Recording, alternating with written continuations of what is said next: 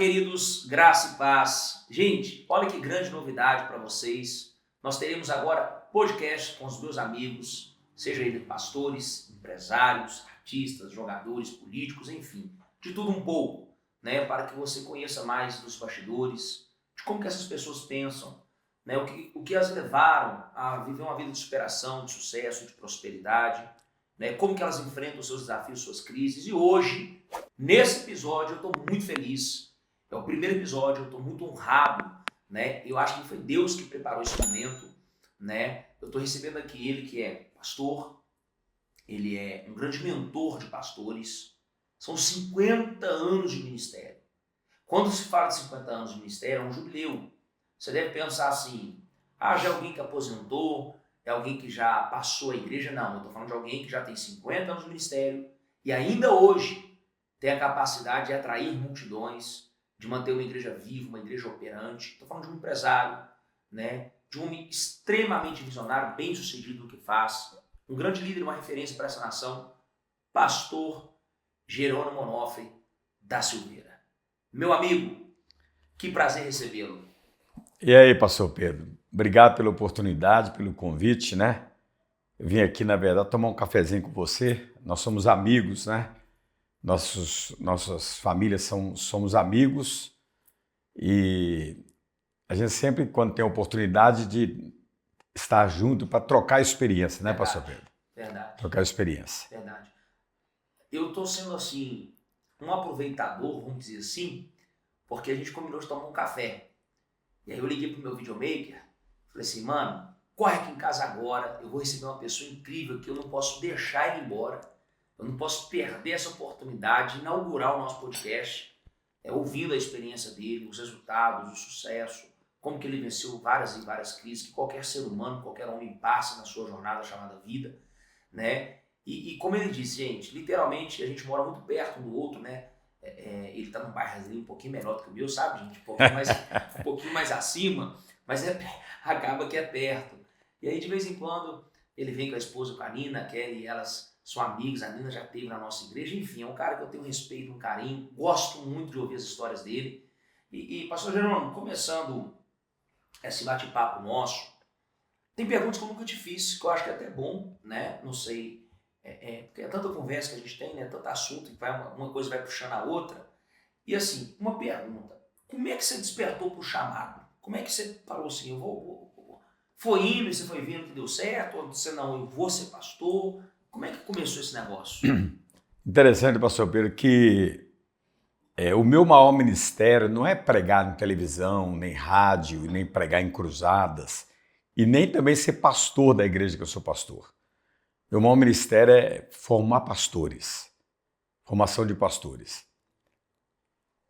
E como que eu percebo que um pastor, que um rapaz, uma moça tem chamado para o ministério? Quando ele tem o dom de servir. Porque o pastor, na verdade, ele é um grande servo. Né? E o dom de servir foi o único dom que Jesus disse que ele tinha. Eu vim para servir. Ele fez questão de destacar esse dom. Então, o que acontece? Eu, quando entrei na igreja, bem novinho, 17 para 18 anos, sem ninguém pregar para mim, sem ninguém me ensinar, eu entrei na igreja com a mentalidade de servir a igreja. Naquela época, a gente passava vermelhão no altar da igreja, e eu passava vermelhão, escovava para ficar brilhando. Eu colocava água ali para o pastor, né, meu pai na fé, pastor Mário, e quem lavava o carro do pastor Mário era eu. Eu fazia isso com o coração. Eu passava o pretinho no carro dele. Quando o carro dele estragava, quem andava a pé era eu. Porque eu pegava meu fusquinha e falava, pastor Mário, tá aqui, ó. Então, eu servia com amor. E naquela época era banco, né? Então as pessoas sentavam, os pregos levantavam. Banco de madeira. E toda quinta-feira eu ia para lá para rebater os pregos, para não rasgar a roupa das pessoas. E o pastor Mário, meu pai na fé, ele olhou e falou assim, Jerônimo, que coisa impressionante. Como que você serve, né? E por causa do dom de servir, eu quero que você seja meu pastor auxiliar. Uau! Né? Então ele enxergou em mim um chamado pelo servir, né? Pelo servir. Natural. É natural. E eu guardei isso, né? Toda pessoa que ela tem um chamado de Deus para o pastoreio, o primeiro dom que manifesta nela é o servir, né? É o dom de servir. Ela tem essa capacidade. É. Tá nela, né? Ela não tem uma mente assim, eu sou escravo, me perdoa a expressão, estou puxando o saco, né? Não. Estão me usando. Está me usando, né? Não, eu cuidava da igreja com a minha própria vida, eu cuidava do meu pastor, cuidava de tudo. Isso, inclusive, não era só na igreja, não. Eu entrei na Móveis Simo como office boy e no final do ano eles escolheram o funcionário de destaque. Eles me elegeram no meio de 50 pelo dom de servir, porque eu considerava todo mundo superior a mim. Eu que pagava as prestações de todo mundo, os carnês, eu cuidava de tudo, eu lavava banheiro, eu limpava as poeiras, então eu sempre me destaquei pelo dom de servir. Então eu creio que esse é o maior chamado, né? É o maior sinal, é o sinal que me identificou para o meu pastor, como eu era um homem chamado por Deus para ser pastor. O dom de servir. Você sabia, Pedro, que eu fiz... eu queria ser psicólogo. Meu Deus. E para você ser psicólogo lá na Universidade Católica, tem o laudo psicológico, que é um teste para você saber se você tem aptidão para psicologia. Você acredita que eu tomei bomba? É mesmo? Aí eu perguntei para o pessoal lá, por que eu tomei bomba? Ele falou assim, porque você... se você for psicólogo, você vai comprar o problema das pessoas, você vai viver o problema das pessoas. Muito intenso. Você não consegue ouvir e separar.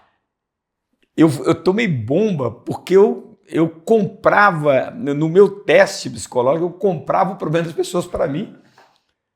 E você sabe que esse é a minha maior virtude como pastor? Não ser indiferente ao sofrimento das pessoas. Uau. Né? Poderoso isso. Eu sofro com a pessoa. A Bíblia vai dizer que o bom pastor dá a vida pelas ovelhas. Apesar de estar falando de Jesus ali, a gente pega como exemplo para nós que somos pastores, né? O bom pastor dá a vida pelas ovelhas. Eu falo, PJ. PJ é carinhoso, tá? De pastor de honra. Mas eu falo que a primeira coisa que o pastor deve ter é paixão por alma. Né? É o que é o servir.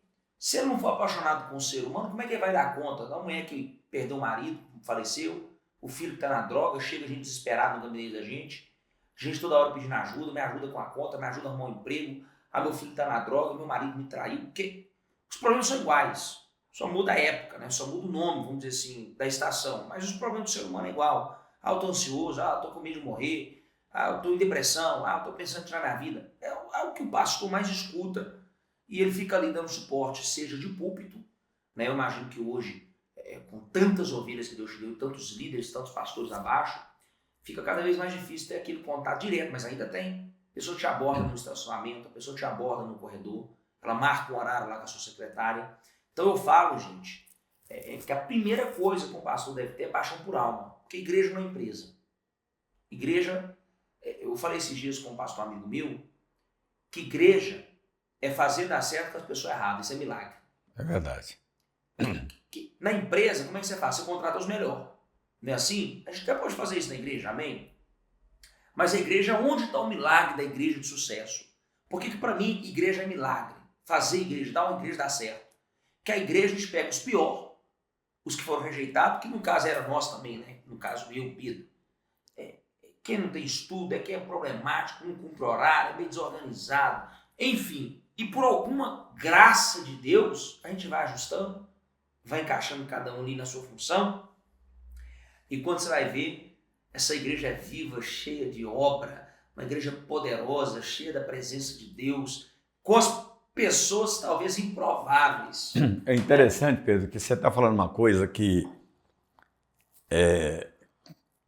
Jesus, ele, em Caná da Galileia, ele se apresentou ao mundo como Deus que transforma. Ali ele transformou água em vinho, né? Então, o povo que estava ali naquele festa de casamento saiu dizendo, ele é o Deus que transforma água em vinho, né? Então milagre.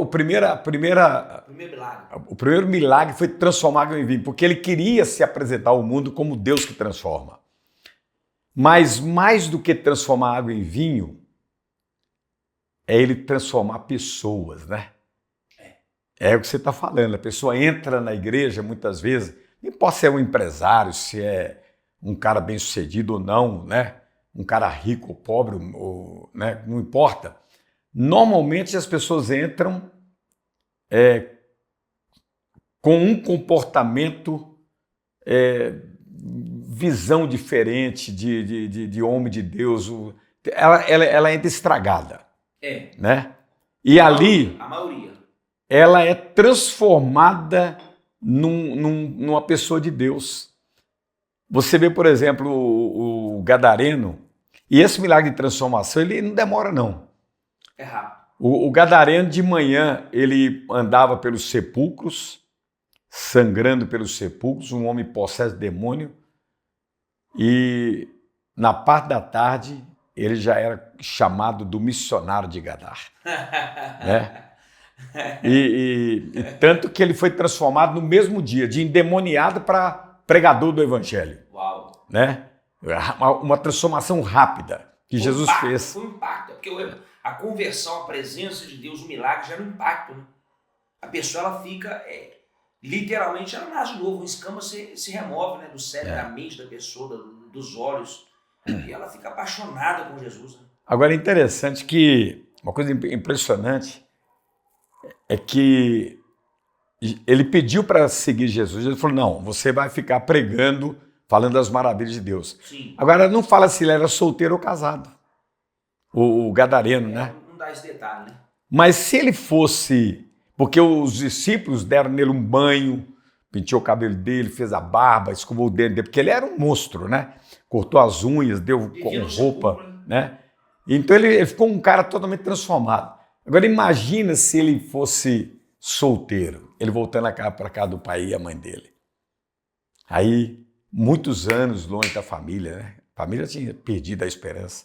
Aí ele bateu lá na porta, aí a mãe dele vem abrir, olha para ele, meu filho, o que aconteceu com você? Aí ela chama o pai, né? E o pai e a mãe abraça. E ele falou, eu conheci o Deus que transforma. Poderoso.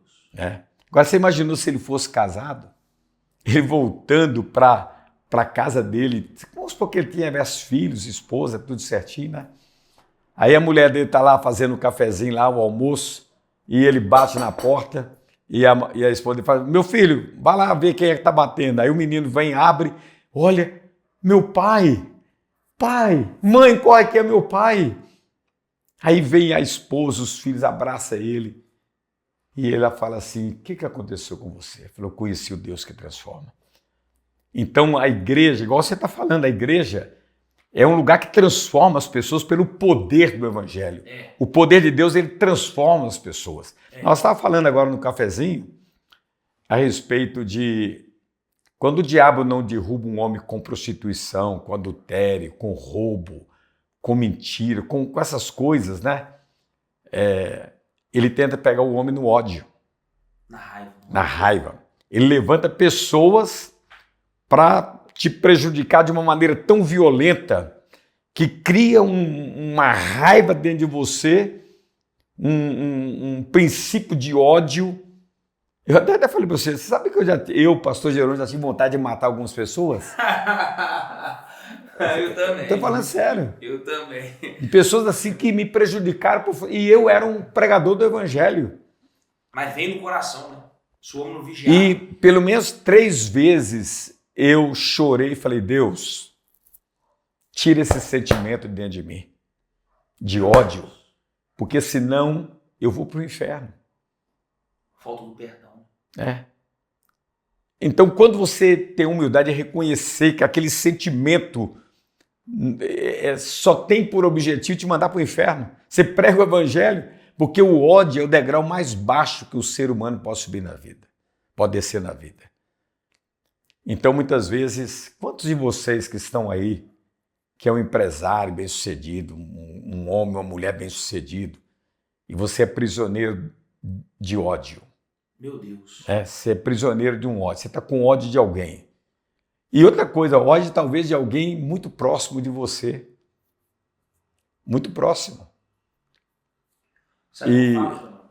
Desculpa, te interrompi, você está falando uma coisa tão bonita para as pessoas. O diabo, você falou isso aí, ele tentou de tudo com Jesus. A última investida do diabo foi bater nele, cuspir na cara dele.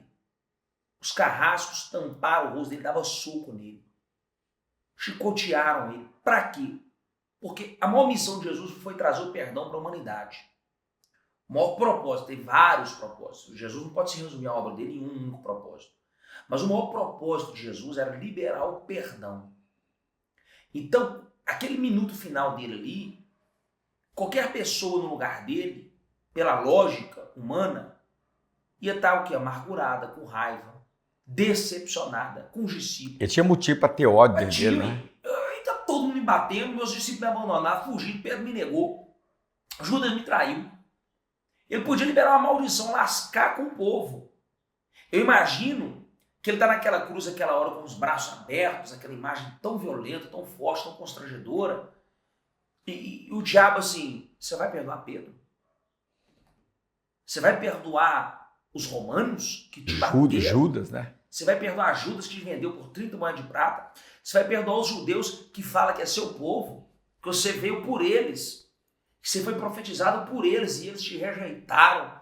E eles se aliançaram com Roma para te colocar nessa condição? E aí Jesus teve que ter uma maturidade, um amor, um domínio das suas emoções tão violento que ele ainda fala assim com Deus: Deus, meu Pai, perdoa-os. Com todos os motivos. Para mim, talvez o mais difícil para Jesus foi estar na cruz, todo ensanguentado, o povo rindo, o povo escarnecendo. Prenda Jesus Cristo e solte Barrabás. Os seus carrascos ali. O seu discípulo abandonou e ele ainda tem a capacidade de, naquele momento ali de dor, de agonia, de sofrimento, falar: Pai, perdoa-os. Eles não sabem o que fazem. Então, o diabo tentou Jesus até o último minuto. Dentro desse contexto que você está acabando de falar. Então, você que está aí, o pastor João está falando diretamente para você, toma muito cuidado, porque às vezes o diabo não te pegou, como ele te disse. Muito forte isso aqui, muito forte isso, gente. Ele acabou de confessar, e eu também já tive vontade de bater em alguém e falar assim: hoje eu vou enfiar porrada, não vai ter jeito. Se eu ver na rua, me separa, porque se eu ver, porque tem hora que a tristeza, a dor, a sacanagem que eles fazem com a gente, a injustiça, a traição é tão violenta que até o cara que tem um fruto do espírito, se ele não se policiar, ele entra em vias de fato. Então toma muito cuidado, porque o diabo, às vezes ele não vai gerar um escândalo na sua vida com adultério, que você é um homem íntegro. Às vezes ele não vai gerar um escândalo na sua vida com problema de corrupção, de lavar dinheiro. Você é um cara temente a Deus, um cara reto com as suas finanças. Mas aí ele vai te fere, ele arrebenta seu coração, ele destroça sua alma. Você guarda aquele sentimento e começa a falar mal dos outros, amaldiçoar as pessoas, escarnecer das pessoas, diminuir as pessoas. Você entra no nível de disputa, de comparação. O diabo já entrou. Interessante que nessa área de relacionamento, de lidar com pessoas que ferem a gente, eu aprendi algumas coisas, viu, pastor Pedro, algumas coisas interessantes. Eu ouvi do meu pastor Mário, eu tinha 18 anos, ele falou assim, olha o que ele foi, ele falou assim, um grupo de pessoas, ele falou assim: nós podemos até discordar, até ficar chateado um com o outro, mas a gente não pode parar de conversar. Eu falei: que coisa, hein? Olha, no casamento, você pode até ter um momento de luta com a sua mulher, com o seu marido, mas o grande propósito do diabo é vocês parar de conversar um com o outro. Diálogo. É o diálogo. Então eu aprendi isso bem novinho, né? A gente pode até discordar, ter momentos fortes no relacionamento, isso na família, com amigos, na empresa, dentro da igreja. Acontece, né? Coisa natural. Mas ele não pode parar de conversar, né? Ô, Beijão, deixa eu te fazer uma pergunta aqui. Uma coisa muito poderosa. Como é que você descobriu que você tinha um dom de milagre, um dom de maravilhas? Eu já te contei que eu fui curado na ministração sua, que o povo não acredita, não. O povo às vezes acha que isso acontece com os outros, mas comigo nunca vai acontecer. Acha que é combinado. Tem gente que acha que é armação. Tem gente que mesmo a mãe dele fala, mas meu filho foi eu que fui curado. Não, eu não acredito. O amigo dele fala, mas eu que fui curado, ele não acredita. Tem gente que é incrédula, é Tomé, pior que Tomé. Eu tinha uma íngua na garganta, estava com a garganta inflamada, não descia nem saliva. E na época o Lázaro estava estourado no Brasil inteiro, rodando o Brasil todo, e ele fechou o Mineirinho. Barrotado de gente no Mineirinho, e você entrou com aquela roupa sua bonita, né? Que você usa uma roupa branca, né? Maravilhoso assim. Parecendo um médico, né? E aí você fez aquela oração de milagre, eu não te conhecia. E naquele dia, você falou, põe a mão na enfermidade, eu pus. Eu senti ela sumir na minha mão. Ali pra mim, ali eu falei, gente, nunca vou entender isso na minha vida. Ali eu comecei a crer no que era. Aí eu fui entender sobre o ministério. Eu morava ali no Gutierrez, a Barroca é muito perto, eu comecei lá no Barroca, né? Fui em vários cultos seu lá. Então, PJ, como é que foi isso? Foi assim, você começou, como é que é? Eu quero entender como é que Deus começou a te usar nisso aí. Interessante que é uma coisa até impressionante, porque eu ensino em tudo quanto é lugar que eu vou, que o poder de Deus não é patrimônio particular de pastores. Porque tem muitos pastores que eles agem no altar como se ele fosse um extraterrestre, um cara que veio e desceu numa aeronave, né? Mas na verdade um astro. Mas na verdade, o poder de Deus pertence ao corpo de Cristo. Né? Os dons espirituais não são patrimônio particular dos pregadores. Então a vovó, o vovô, o pedreiro, o carpinteiro, o médico, todo mundo tem acesso aos dons espirituais, né? E um dos dons é o dom de operação de milagres. É quando Deus se manifesta na impossibilidade do homem, né? Na impossibilidade. Eu sempre orei pelos enfermos, sempre aprendi que Jesus cura. Agora, esse dom de operação de milagres, interessante que eu estava dentro do jardim do Getsemane, isso há muitos anos atrás. Eu tinha feito uma preparação espiritual de jejum, eu tinha perdido 17 quilos em jejum, há muitos anos atrás. Uma consagração bem pesada. Eu fiz um voto, pastor Pedro, de orar 1 ano, de 3 às 4 da manhã. Eu não sabia que... Isso é coisa de doido. Coisa de doido. Fazendo. Mas como eu sou escravo do meu voto, eu cumpri, mas eu nem aconselho ninguém a fazer isso. Muito puxado. E aí eu fui para o Getsemane e eu fiquei abraçado uma oliveira lá, né? Orando ali, pedindo a Deus, né, as bênçãos dele. E aí eu vi um monte de pastor que estava na caravana ali, ajoelhar e pedir me orar por eles. Aí eu comecei a orar por eles, para Deus use esse irmão para ele abrir os olhos dos cegos, abrir os ouvidos surdos, a voz dos mudos, colar osso quebrado, secar câncer. Eu fui pedindo Deus para eles. Só o seguinte, tudo que eu pedi para eles, Deus me deu. Impressionante. Você ministrou neles e vem em você. Eu fiquei, mas como que eu descobri? Aí eu saí do Getsemane e fui pro hotel. Aí quando eu cheguei no hotel, uma irmã falou, pastor, o senhor colocou lente de contato verde? Seus olhos estão verdes, meus olhos são castanho escuro. Eu falei, não. Ela falou, seus olhos estão verdes. Impressionante que Deus trocou a cor dos meus olhos no Getsemane quando Ele me deu o dom de operação de milagres.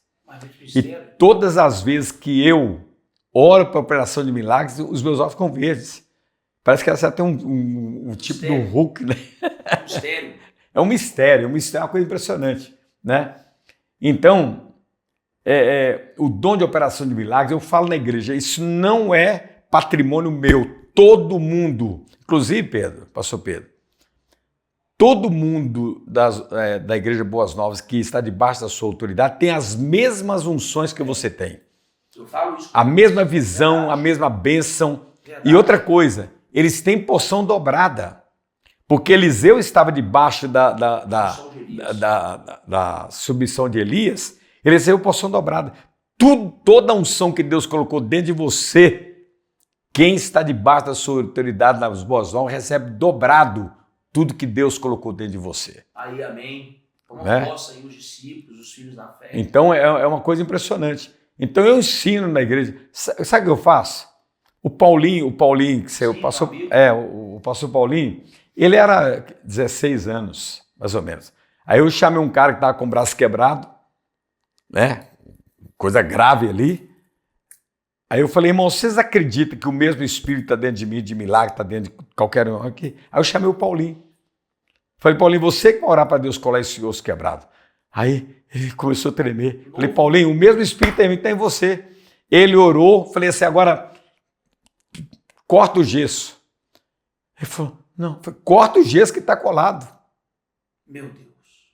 E cortou o gesso diante de uma multidão e estava colado o braço, entendeu? Totalmente colado. Então, uma das coisas que eu quero deixar bem claro é que o poder de Deus não é patrimônio particular de pastores, pertence à igreja.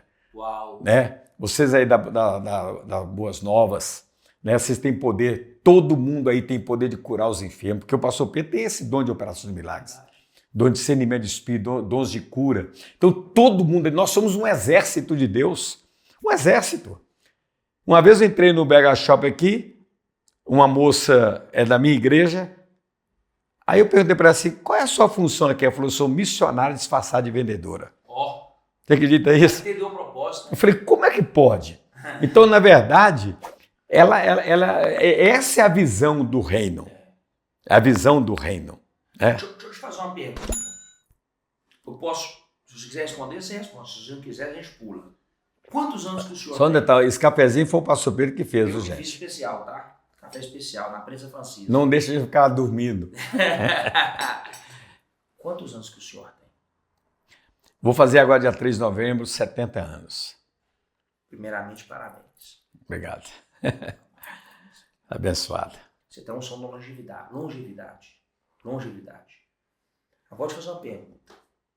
Como que um homem com quase 70 anos, primeiro, você é muito esbelto, muito jovem, muito moderno, mas isso não vem ao caso no que eu vou te perguntar. Como que um homem com 70 anos quase, com 50 anos de igreja, eu vi agora um vídeo seu, tinha umas 4 mil pessoas no Barroco, 2 mil, eu não sei contar, porque não sei quantas pessoas cabem lá. Mas era uma multidão de gente às 5 horas da manhã. É quase 5 horas da manhã o propósito lá.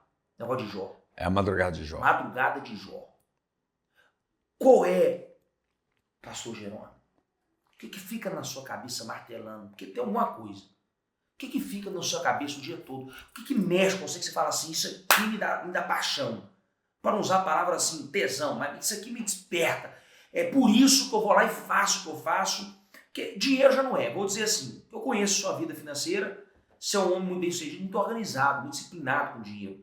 Né? Que o povo acha que dinheiro vem porque o cara explorou os outros. Não, você é um cara extremamente inteligente, calculista, respeita os processos, enfim, não vem ao caso. Mas você, dinheiro não é. Vamos dizer assim. Fama, você já teve fama no Brasil inteiro, quiçá até em alguns países, alguns lugares do mundo. O que faz um homem com 70 anos ir ali e falar assim, 5 horas da manhã eu tô lá com aquela multidão orando, jejuando, clamando a Deus, o que é? O que mexe com você? Eu queria que você escrevesse essa frase. Não tem nada pronto, todo dia tem que começar tudo de novo. Anota, o videomaker, põe isso na tela aí, como é que é? Não tem nada pronto, todo dia tem que começar tudo de novo. Você tem que escrever isso. O dia que você achar, tá pronto, você constrói uma casa, inaugura uma tudo novinho, no outro dia você já tem que começar a cuidar dela, né? E igreja também, a obra de Deus, empresa também. Não tem nada pronto. Todo dia nós temos que levantar. Jesus falou assim, o meu Pai trabalha e eu continuo trabalhando. Então, o sucesso, ele é resultado de trabalho. É resultado de trabalho. E em relação ao ministério, preste atenção no que eu vou dizer para você. É a coisa mais sagrada na minha vida. Não é o meu sucesso financeiro, ou a casa que eu moro, ou eu poder hoje me aposentar e sair passeando pelo mundo. Nada disso. Meu maior tesouro é o altar da igreja. E você sabe, Pedro, pastor Pedro, que depois da pandemia para cá, houve um esfriamento na vida de milhares de pessoas e também na vida de muitas igrejas e pastores também. Dificuldade, né? Foi uma coisa muito forte. E eu estou orando há muito tempo para Deus trazer um avivamento. Não é só para a minha igreja, porque tanto você, Pedro, quanto eu, a gente pastoreia pastores. Né? Tem muitos pastores que quer ser aconselhado, fortalecido, mentoreado por nós. E tem 50 anos que tem um segredo no meu coração.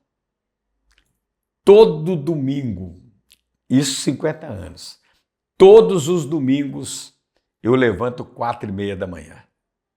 Eu estou notando aqui, gente, tem 50 anos. Todos os domingos eu levanto 4:30 da manhã e eu saio de casa escuro e eu vou bem devagarzinho com o carro para a igreja. E quando eu vou chegando, já está clareando o dia. E por que eu vou devagarzinho? Eu saio de noite e vou chegando de dia, vai clareando o dia. Porque os maiores milagres da Bíblia aconteceram ao clarear da madrugada. Você sabia disso? Gente, talvez você nunca prestou atenção nisso. Os maiores milagres da Bíblia aconteceram ao clarear da madrugada.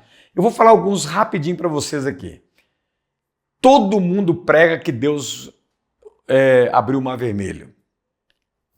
Quando o povo de Israel estava do outro lado, atravessou o mar, do outro lado, dançando, agradecendo a Deus por aquele milagre extraordinário, Deus chama Moisés, Êxodo 14, 26, 27. Deus chama Moisés, pega o cajado, toca no Mar Vermelho, que eu vou fechar o Mar Vermelho. Porque o inimigo não vai passar no caminho que eu abri para o meu povo. E a Bíblia diz que Moisés pegou o cajado e tocou, porque o exército de Faraó já estava na metade do caminho para matar os hebreus do outro lado. E Deus falou assim, o inimigo não vai passar no caminho que eu abri para o meu povo. Eu até falo que Deus colocou a mão direita de um lado do mar, do outro lado, e segurou as águas. Era uma gelatina de um lado do outro, né? E foi segurando. Aí quando Moisés tocou nas águas, o exército de Faraó já estava no meio do mar. Aí Deus falou assim, Satanás, eu segurei as águas para o meu povo passar, agora segura para o seu. Então Deus tirou as mãos, Satanás não tinha como segurar, né? Então, olha que coisa impressionante. Isso é muito engraçado. Que coisa extraordinária. E sabe que hora que Deus fechou o Mar Vermelho? Ao clarear da madrugada. Está escrito exatamente, ao clarear da madrugada, Deus fecha o Mar Vermelho, para que o inimigo não passasse. As muralhas de Jericó, pode pegar a Bíblia. Então tem um portal espiritual, tem um mistério no mundo dos espíritos.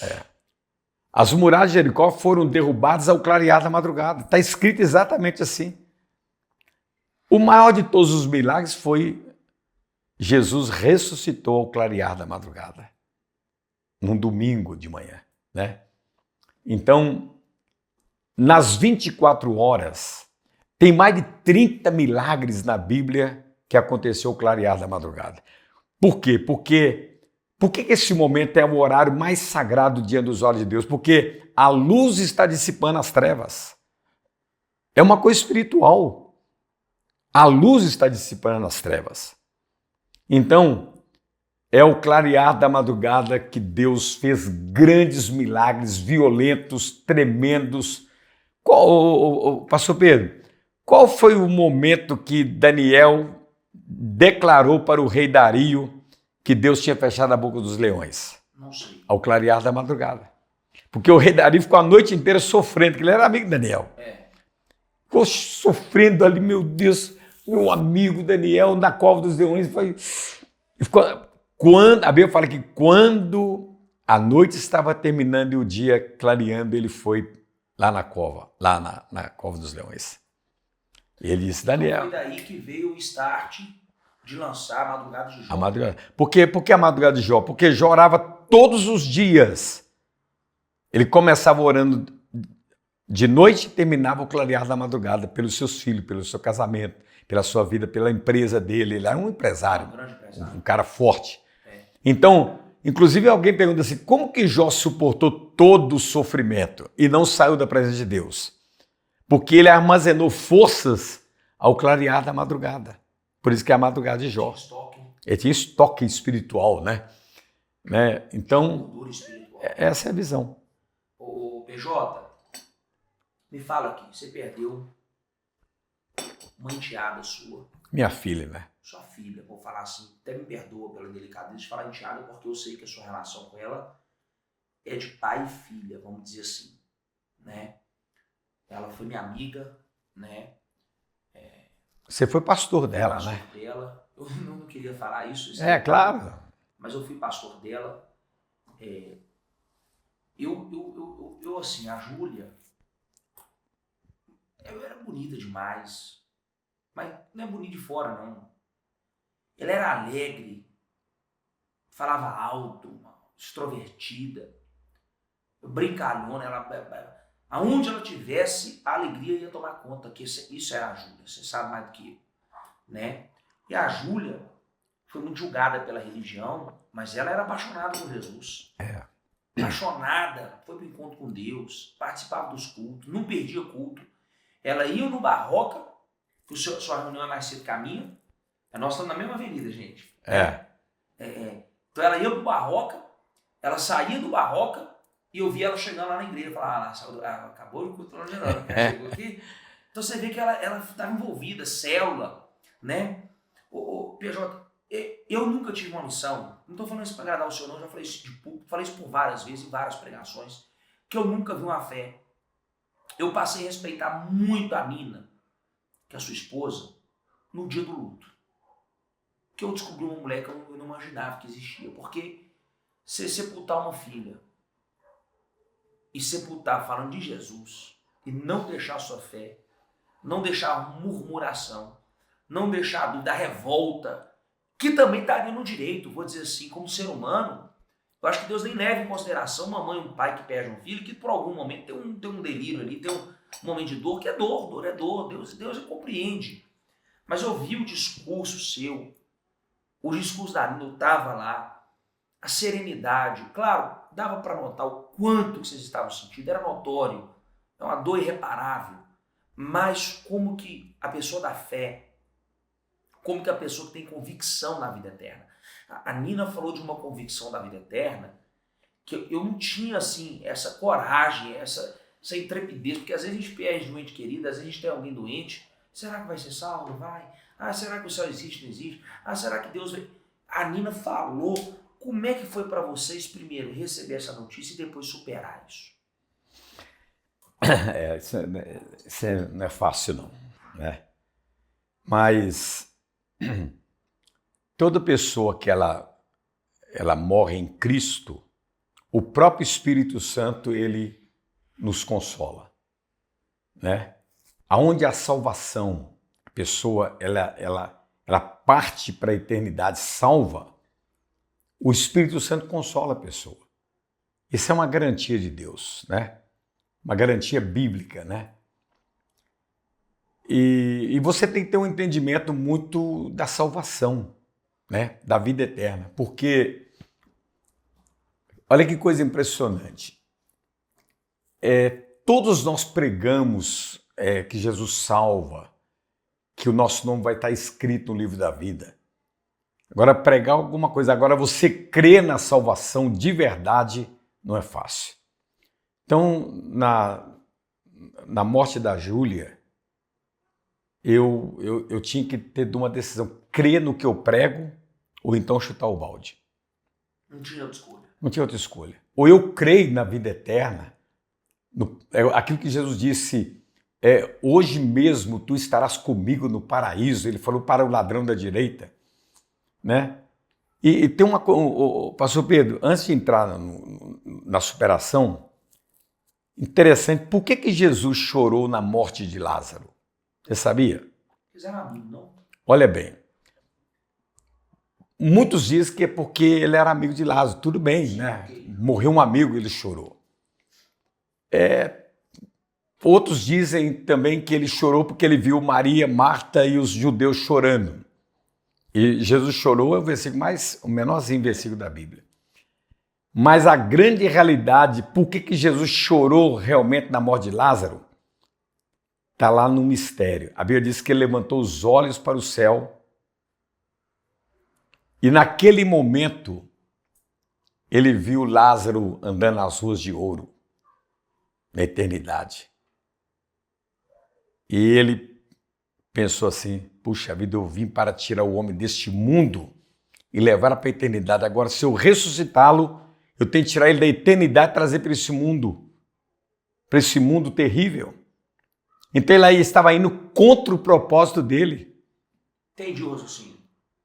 Então, quando se ele ressuscitasse Lázaro, ele estaria indo contra o propósito dele, porque o propósito dele era tirar o homem daqui e levar para a eternidade.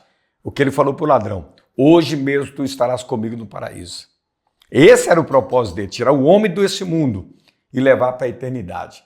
Mas quando ele estava decidido a ressuscitar Lázaro, ele estava indo contra o propósito dele, ele estava lá no paraíso, andando nas ruas de ouro. Então, quando ele ressuscitou Lázaro, aí ele chora, porque ele estava indo contra o propósito dele. Meu Deus. Então, primeira coisa, eu tinha que crer naquilo que eu prego, que Jesus salva, né? Então, isso foi um esteio muito forte para mim, mas a Nina. A gente crê naquilo que a gente prega, né? Então isso foi o primeiro instrumento de alicerçar o sofrimento. Não, ela é salva. Ela foi batizada nas águas, servia a Deus, uma moça, uma filha dizimista fiel, ofertante fiel, uma menina maravilhosa, uma filha maravilhosa. Então, esse é o primeiro ponto, você crê naquilo que você prega. Agora o problema todo é o seguinte,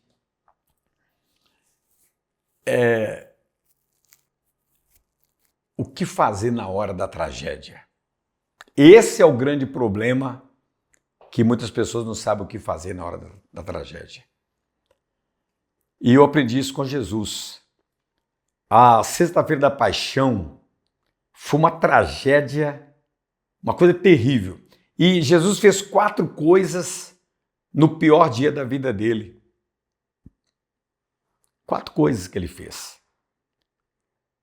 A primeira coisa que ele fez, a Sexta-feira da Paixão começou no Getsemane e terminou na cruz. Ele começa no Getsemane, o sofrimento dele chamando Deus de Pai. Ele termina na cruz chamando Deus de Pai. Porque estava dizendo para o diabo que o pai dele estava no controle do princípio ao fim daquele sofrimento, daquela tragédia. Eu falei, não, vamos chamar Deus de Pai. Do princípio ao fim. Não pode colocar isso em xeque. Não pode colocar. Isso é negociável. O segundo ponto, a Bíblia fala que Jesus ele liberou perdão no pior dia da vida dele. Porque ali você começa a criar ódio do motorista do caminhão, de tudo enquanto é gente, tudo você começa... Ele achar um culpado. O culpado. O cérebro quer achar um culpado. Né? E ali eu aprendi, Pai, está perdoado. E depois, você acredita que ele, no meio da tragédia, ele ganha uma alma? no meio do sangue, prego nas mãos, prego nos pés, ele ganhou o ladrão que estava à direita dele. Até o último minuto ganhou não. E a quarta coisa que ele fez foi ele virou com os olhos cheios de sangue e lágrima, ele virou e falou assim: João, eis aí a tua mãe, cuida dela. Ele se preocupou com o bem-estar das pessoas. Então eu mas a Nina temos esse princípio. Por isso que a Nina, no dia do velório, você viu ela lá, ela pregou sobre salvação. Foi. Ela ganhou 16 almas naquele dia lá no sepultamento da Júlia. 16 almas. Pessoas confessaram Jesus Cristo como Senhor e Salvador pela primeira vez. Ela fez o que Jesus fez. No dia da tragédia, Jesus ganhou uma alma, ganhou o ladrão. Você achou que você não ia dar conta ou você já tinha passado uma dor semelhante ou maior? Não, aí, você não acredita, Pedro? Você sabe o que eu, a Nina e a Sara fizemos depois do velório? Você está preparado? Pode falar. Eu falei, Nina, nós não vamos para casa. Ela falou, nós vamos. Eu falei assim, nós vamos visitar uma pessoa que está no hospital, entre a vida e a morte. Meu Deus.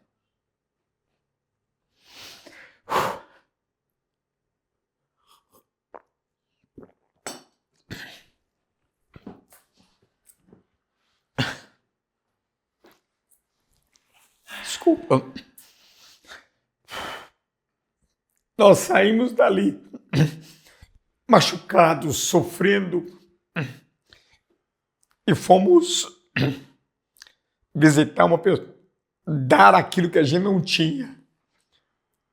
Eu consegui ali, eu e ela conseguimos esquecer da dor para dar a uma pessoa. Nós fomos ali, oramos. E interessante, quando eu entrei na recepção do hospital, estava passando na televisão a reportagem. E eu aprendi isso com Jesus. Ele, no meio do sofrimento, ele se preocupou com o sofrimento de Maria. Não deixa ela sozinha, cuida dela. Então, e uma coisa que eu aprendi, pastor Pedro, porque é o seguinte, nós fomos para casa depois da visita no hospital, depois do sepultamento, e aí era domingo outro dia. Como é que nós vamos para a igreja? Como é que eu estou por dentro? Aí eu levantei 4:30 da manhã. Eu falei, eu não ia forçar a Nina a ir na igreja, né? Enquanto eu estava ali, fui lá embaixo fazer para Sara o mingauzinho dela, o leite lá com, né? Quando eu voltei, a Nina já estava pronta. Eu falei, Nina, você vai? Ela falou, vou. E nós fomos para a igreja, eu e a Nina, a Sara, no domingo de manhã, ao clarear da madrugada, em silêncio, e ali Deus falou assim, dá para as pessoas aquilo que você precisa receber. Porque quando você prega lá, quando nós pregamos, dai e ser-vos-á dado, né? A maioria dos pastores só pensa na área financeira, mas ali é em todas as áreas da vida. Você recebe aquilo que você dá. Então eu precisava de força. Eu falei, eu vou fortalecer as pessoas, porque eu vou receber aquilo que eu dou. Eu estava triste. Eu falei, eu vou alegrar as pessoas. Então, quando você tem essa visão, é isto que eu ensinei a Nina, que eu praticava. Vamos dar aquilo que a gente precisa receber. E eu desafiei a Nina começar todos os dias uma live às 7 horas da manhã, no meio das lágrimas e do sofrimento, para nós darmos para as pessoas aquilo que a gente precisava de receber de Deus.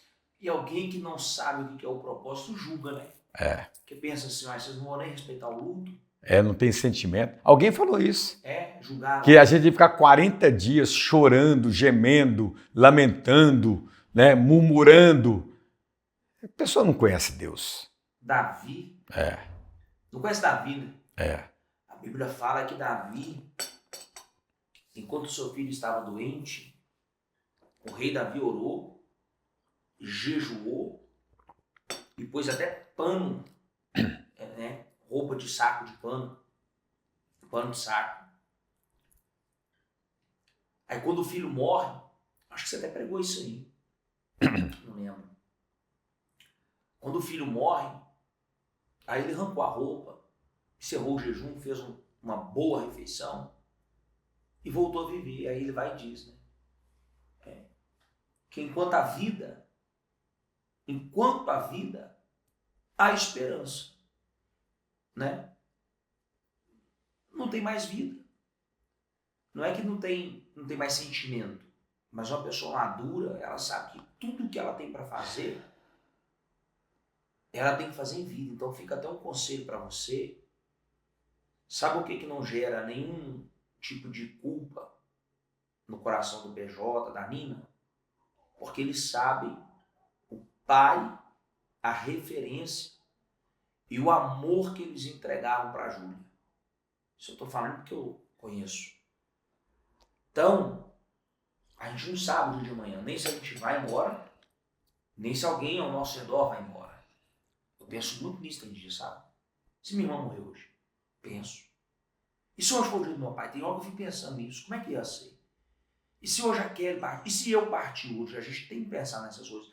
A Bíblia fala que é melhor ir aonde há luto do que aonde há festa. No luto você repensa, você reflete qual ser humano, qual pessoa que você está sendo, né? Então fica aí um conselho muito sério para você, depois dessa conversa muito profunda. Dá o seu melhor. Isso vai ser o seu alento. Claro que o Espírito Santo consola, é óbvio, ele é o consolador, está escrito na palavra. Muito forte o que você disse. A pessoa salva, o Espírito Santo testifica, né? Ele consola. Pode ficar em paz, está comigo. Pode ficar em paz, está aqui ó, no meu seio, vamos dizer assim, né?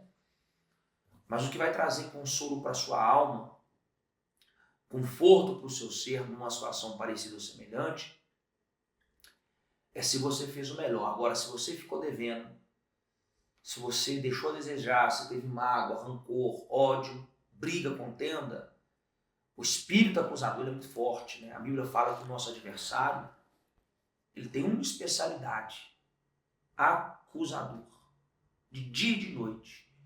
Então lança fora. Nós falamos muito aqui de perdão, nós falamos muito aqui, o pastor João falou uma muito forte, você quer achar um culpado. Encerra isso. Aconteceu, foi uma tragédia, foi um acidente. É óbvio que no acidente, alguém pode ter errado, mas quem nunca errou? Quantas vezes a gente pode ter errado e Deus livrou? Quantas vezes alguém errou? Esse dia eu estava na estrada, um caminhão balançou para um lado e para o outro e veio na minha direção. Eu tirei. Aquele dia Deus escolheu me tirar. Aquele dia Deus escolheu me guardar. O caminhão fez assim para um lado, para o outro e veio. Aí depois o cara consertou, ele comeu minha pista pela metade. Ainda bem que eu tinha conseguido. Eu indo para João Levagem, aquela estrada ali que só Jesus. Aquele estava no carro. Então, gente, tira do seu coração a culpa. Tem que achar o culpado. Pastor Pedro, interessante que o Salmo 23:4 fala assim: ainda que eu ande pelo vale da sombra da morte. E o versículo 5 do Salmo 23 fala assim, da mesa farta. Então só toma posse da mesa farta quem consegue vencer o vale da sombra da morte. Você usou uma frase aí, que tinha me interrompido para trocar a bateria, mas você usou uma frase muito forte. O sofrimento vem para te parar. O sofrimento ele manda uma mensagem muito violenta para você parar com tudo, né? Porque mesmo depois, né? Interessante que no domingo de manhã, sabe quantas pessoas entraram no Instagram da Nina, sem contar no meu, para saber como nós nos comportaríamos um dia depois da tragédia? 42 milhões de pessoas. Que isso, meu amigo? Eles queriam ver como seria o nosso comportamento. Que isso? 42 milhões de pessoas do Brasil e do mundo inteiro queria ver como que nós nos comportaríamos diante do sofrimento. E sabe qual a mensagem que nós transmitimos? O vale da sombra da morte não é lugar de você ficar parado. Levanta, enxuga as lágrimas e continua fazendo tudo que você sempre fez. Porque você vê Elias, Deus falou assim, Elias, levanta-te, porque eu só renovo quem está de pé. No Novo Testamento tem, preste atenção, tem 31 vezes falando levanta-te. Se alguma coisa te derrubou no dia 1, levanta-te. Se alguma coisa te derrubou no 15º dia do mês, levanta-te. Então Deus renova quem sofrendo não para no vale. Não é uma opção. Não é opção. Quantas agora estão agora parados no vale, pastor Pedro? Por causa de todo tipo de sofrimento. E uma coisa que eu aprendi no meio das lágrimas, não parar, não deixar o sofrimento me parar. Eu vou falar para você uma coisa aqui pesada. Eu posso exagerar? Pode. Você é um herói da fé de Belo Horizonte e do estado de Minas Gerais. Da minha geração. O pastor Pedro, interessante que... Não, eu tô falando sério. É porque assim, a Bíblia foi escrita há 2.000 anos atrás, o Novo Testamento, e 4.000 anos atrás, o Antigo Testamento. Mas tem coisa que marca. Isso aqui é uma aula para quem acha que está sofrendo, não desqualificando o seu sofrimento, nem diminuindo a sua dor, mas dificilmente você sofrer mais de alguém que perdeu uma filha. No calibre que ela ajuda. Dificilmente. Então o que eu estou tendo aqui agora, que esse povo está tendo a oportunidade, não sei se você já falou isso tão abertamente assim, com essas perguntas tão específicas, mas isso faz a gente ver que a sua fé não foi uma falácia, PJ. Que a sua fé, o que você pregou a vida inteira, não foi obra de homem, não foi conversa fiada de pregador, de gente irresponsável, de gente que não tem temor a Deus, de gente que não ama Jesus Cristo, que não ama a Bíblia. Você, no alto da sua jornada, depois de quase 50 anos, você provou com a sua vida que tudo que você pregou nesses 40 e tantos anos, você sustentou no dia mais difícil da sua história. Interessante que duas coisas que eu quero ressaltar aqui.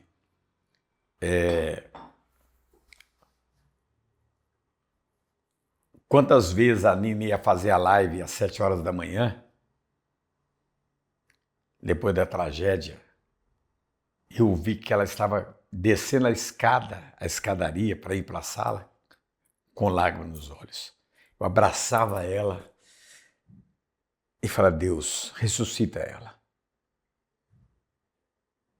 Então, todos os dias após aquela tragédia, nós precisávamos de ressurreição. Porque a vontade não era levantar mais da cama. Eu vou falar para você, o sofrimento ele tem poder, se você não tomar cuidado, de abortar os seus sonhos. Nada mais importa para você. Você talvez não quer, o sofrimento faz a pessoa não querer tomar banho mais, não arrumar a casa, não cuidar cuidados pessoais. Né? O sofrimento ele mata qualquer tipo de sonho pessoal, de negócios, né? Tudo perde o valor. Eu falei para a Nina um dia assim, Nina, eu daria um pouquinho que Deus me deu, eu daria tudo que eu tenho para tê-la de volta.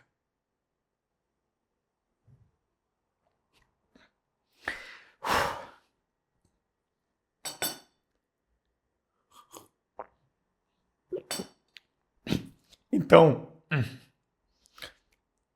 a Nina, ela é um milagre, porque já tem quase mais de 2 anos e todo dia nós precisamos de ressurreição. Todo dia. E o segredo é não parar, não deixar o sofrimento parar, não deixar o sofrimento abortar os seus sonhos. Eu quero que você que está me ouvindo agora, me assistindo, não deixa o sofrimento abortar os seus sonhos. Não deixa o sofrimento fazer você parar de se cuidar, de cuidar do seu casamento, dos seus filhos, da sua empresa, do seu trabalho. Não deixe o sofrimento fazer isso com você. Todos os dias eu sei que você precisa ser ressuscitado, como eu preciso e a Nina precisamos, como o pastor Pedro. Então, fica aqui esse exemplo. Não deixe o sofrimento te parar. É aquilo que a Nina fala. Levanta, sacode a poeira e continua fazendo tudo que você sempre fez. Levanta de manhã, escova o dente, lava o cabelo. As mulheres passam um negocinho no rosto, né? Faz tudo. O homem também se cuida. Mesmo com lágrimas nos olhos, mesmo você vai trabalhar chorando no carro, né?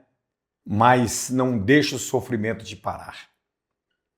Talvez essa seja a maior lição que eu deixo para todo mundo, para você, Pedro, para os meus amigos, né? Para essa igreja maravilhosa que é as Boas Novas, que é uma igreja referencial. Vocês têm o dever de ser forte no dia do sofrimento, né? Sofrimento não escolhe posição social, cor nem nada. Ele vem, mas você já sabe o que tem que fazer. Você tem que ser forte. No nome de Jesus. Te abençoe, meu amigo. Vamos saber. Amém. Isso é uma inspiração muito grande. Obrigado. E muito grande é o seu galardão. Amém. Muito grande é o seu galardão. Então, quando as pessoas chamam de Abraão, os pastores da Quadrangular, do Tempo dos Anjos que saíram do ministério, eles chamam ele de Abraão. E eu, carinhosamente, apesar de não ser formado na Quadrangular, tenho muitos amigos na Quadrangular, mas muitos, quando eu falar muitos, são muitos, né? O Jerônimo, talvez você está vendo ele na tela, não sabe o que ele carrega. O que eu estou sentindo aqui agora é uma admiração. Eu sou um da fé. Amém. Eu sou um da fé. Eu sou um do altar que eu estou começando agora. Eu tenho 11 anos de ministério, né? E quando eu olho para um Jerônimo e vi um cara tão cheio de Deus, tão cheio de força, tão cheio de alegria, que não tem tempo com conversa fiada, não tem um minuto que você está na mesa com ele que ele não está falando de Bíblia.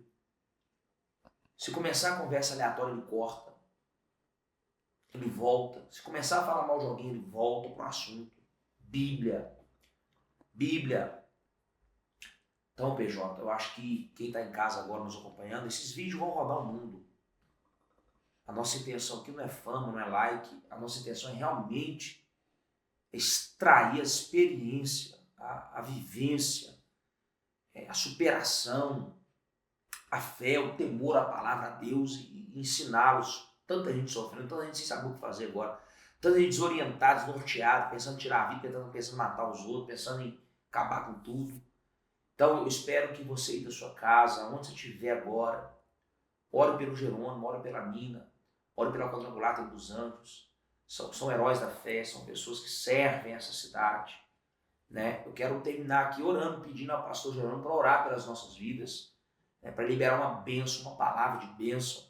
E você puder, você que está acompanhando esse canal aí, compartilhe esse vídeo aí no YouTube, aqui no YouTube, se ativa o seu sininho, porque toda semana vai ter material novo, conteúdo novo, entrevistas, podcasts, né, para enriquecer sua vida. Então, nos ajuda a espalhar essa mensagem. Você que está ouvindo isso aí, manda no grupo do WhatsApp, põe aí no seu Instagram, deixa o link para as pessoas clicarem, porque eu tenho certeza que tem alguém agora que através desse testemunho, dessa história, de tudo que a gente ouviu aqui, pode assim, ressuscitar, a palavra é essa.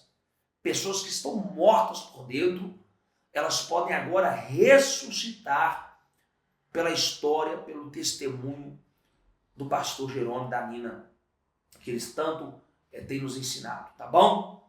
Você libera uma bênção para as nossas vidas? Libero. Quero deixar registrado que eu sou fã do pastor Pedro, viu? Eu que sou fã. Isso aqui é um instrumento nas mãos de Deus. Eu escuto as suas pregações, sabia? É verdade, você sempre compartilha. Eu aprendo com você. Sempre... Eu só não consigo usar eu queria usar o cabelo igual dele, a roupa igual dele, mas ainda chego lá ainda. Vamos orar. Dá a mão aqui, Pedro. Amém.